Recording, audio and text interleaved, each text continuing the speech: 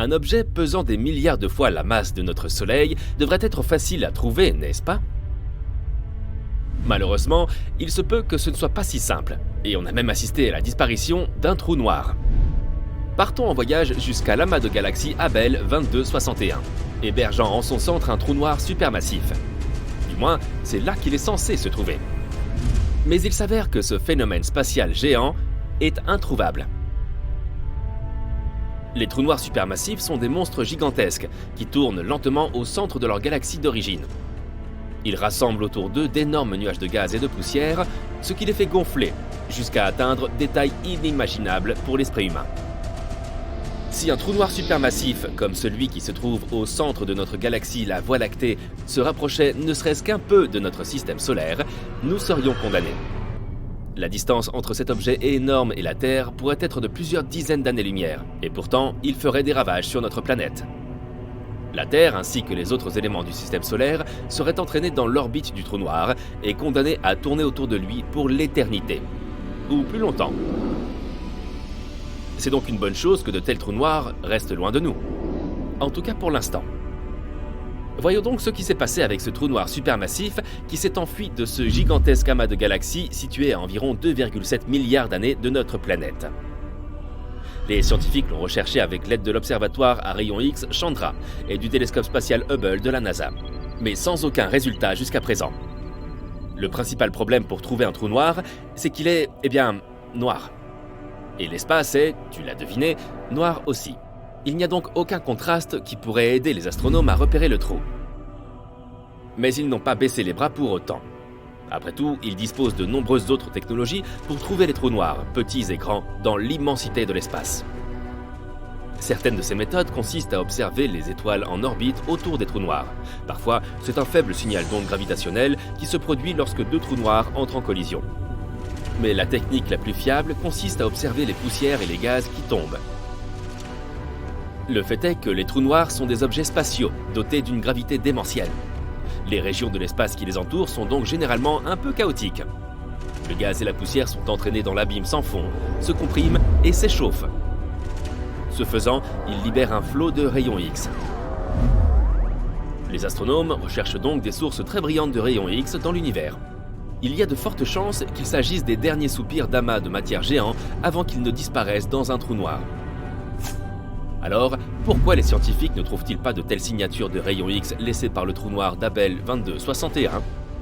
L'un des aspects les plus mystérieux de sa disparition est que les radiotélescopes ont repéré certains signes de panache massif de matière surchauffée, projetés à un moment donné au cours des 50 derniers millions d'années.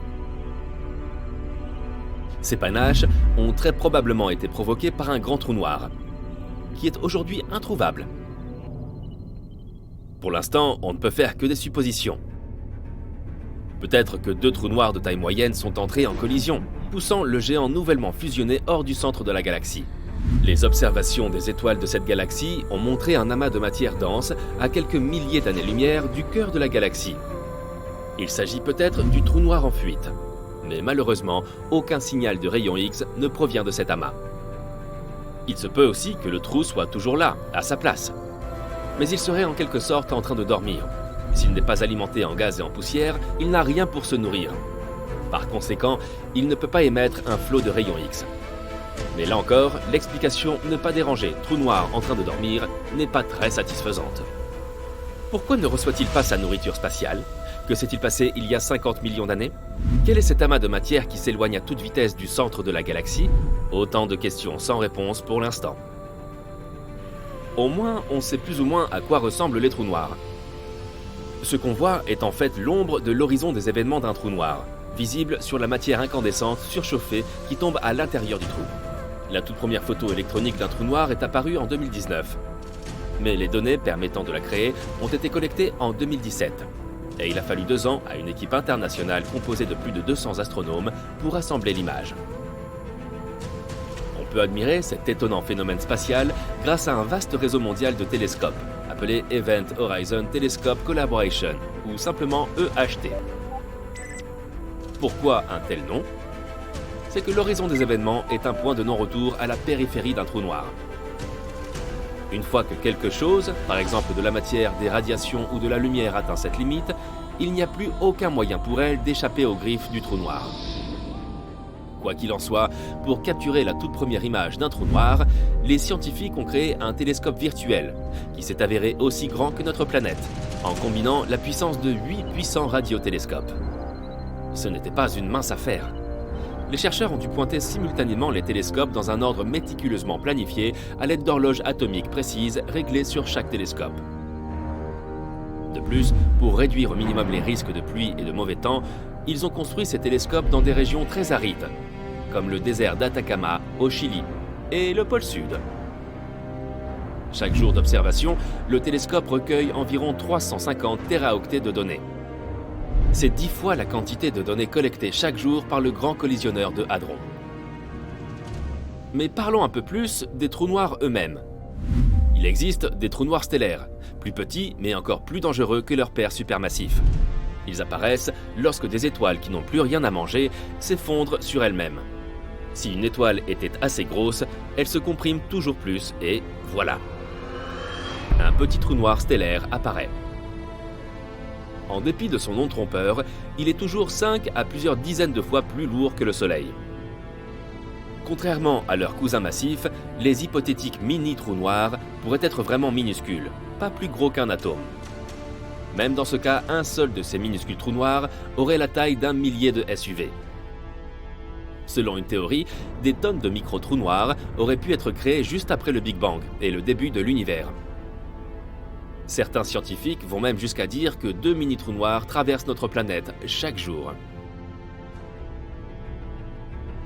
Il existe un trou noir supermassif en plein milieu de notre galaxie, la Voie lactée. Il s'appelle Sagittarius A étoile, et il est 4,3 millions de fois plus lourd que le Soleil. Et non, nous ne serons pas attirés par ce trou. Il se trouve à plus de 26 000 années-lumière de la Terre, trop loin pour avoir une quelconque influence sur notre planète. Toutefois, les astronomes ont récemment découvert que ce trou noir supermassif pourrait avoir des fuites. Si c'est vrai, cela signifie probablement que Sagittarius A étoile n'est pas un géant endormi, comme on le pensait auparavant. Il est peut-être encore actif, et les fuites enregistrées par les scientifiques pourraient être dues au fait que le trou noir hoquette en avalant des nuages de gaz. Si tu te trouves un jour près d'un trou noir, prépare-toi à ce que le temps ralentisse considérablement. Cela peut te convenir si tu n'es pas impatient de vieillir, mais ne te laisse pas entraîner au-delà du point de non-retour. Un autre danger lié à la présence d'un trou noir est qu'il se comporte comme un énorme volcan galactique. De temps en temps, les trous noirs s'enflamment. Mais au lieu de cracher de la lave, ils produisent d'énormes quantités d'énergie. Et cela crée des trous béants dans la matière et le gaz environnant. Il y a peu, des scientifiques ont découvert l'un des plus grands cratères de l'univers. Les radiotélescopes et les télescopes à rayons X ont détecté un trou noir supermassif qui a piqué une colère il y a très longtemps. Cela s'est produit dans un amas de galaxies situé à environ 390 millions d'années-lumière de la Terre. Le cratère laissé derrière lui, qui était en fait un trou creusé dans le gaz chaud de l'amas, pourrait contenir 15 fois la Voie lactée.